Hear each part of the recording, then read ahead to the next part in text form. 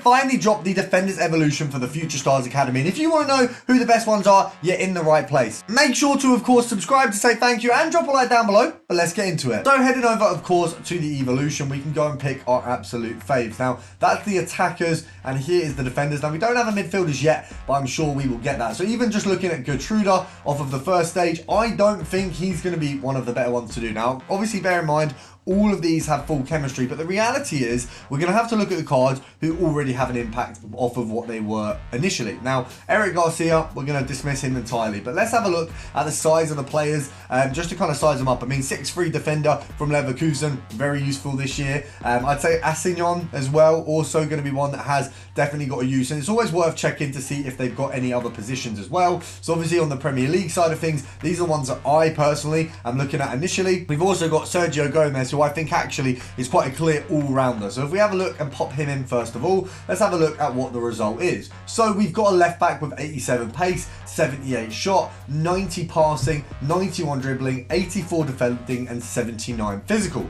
But we also have a CDM of the same stature. Now this is where I would say he's probably going to be a brilliant one to have. No, he's not going to fill my left back position, not at all. But would he make CDM? Absolutely. He could definitely fill a CDM or a centre mid slot in a lot of teams, and that's why I think he's definitely going to be one of the better evolutions to do. Now, the next one, I think this guy looks absolutely disgusting. If you don't already have Walker's evolution, if you don't have a big right back at the minute, he is absolutely stunning. Now, I personally would not have him in my team because I've already got Carlos Alberto there. I've already got Frimpong. I've got options who I can use at right back. However, if I didn't, this guy would be going in my team. He looks absolutely brilliant. I think he can definitely compete with the Walker evolution we've had in the past, which is why he's definitely going to be one to complete if you don't have a right back. If you've already got one, I would say he's one to steer clear of because he doesn't really have any other positions. But if you need that slot filled, he's your man. Now, this guy is one that I actually am most keen on, if I'm being dead honest. I think the two that strike me as the best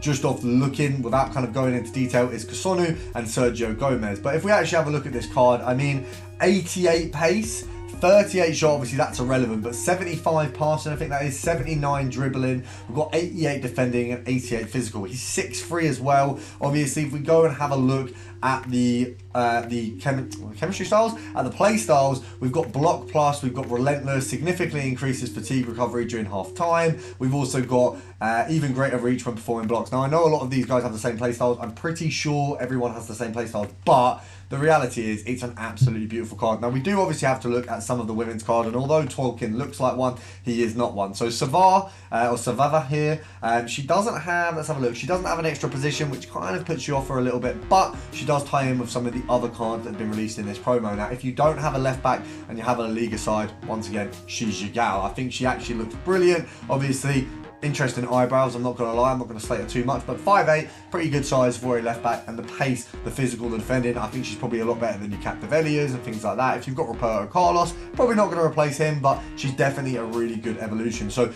here's my dead set opinion on what I would go for at the minute.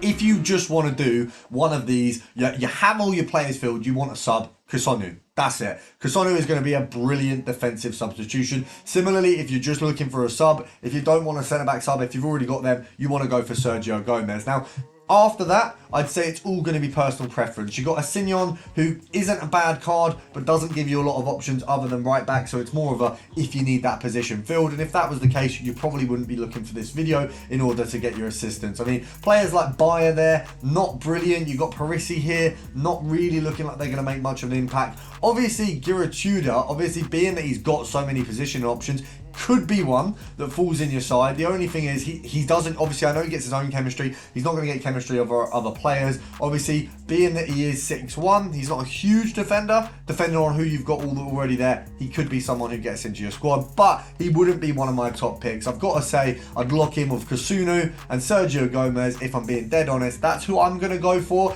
I think we'll do Kusunu first because I do obviously have Frimpong, and actually he'd fit very nicely into my team. But let me know what you guys think. Let me know who you think is going to be your most preferred one to do. Of course, drop a like down below and subscribe, and I'll see you in the next one.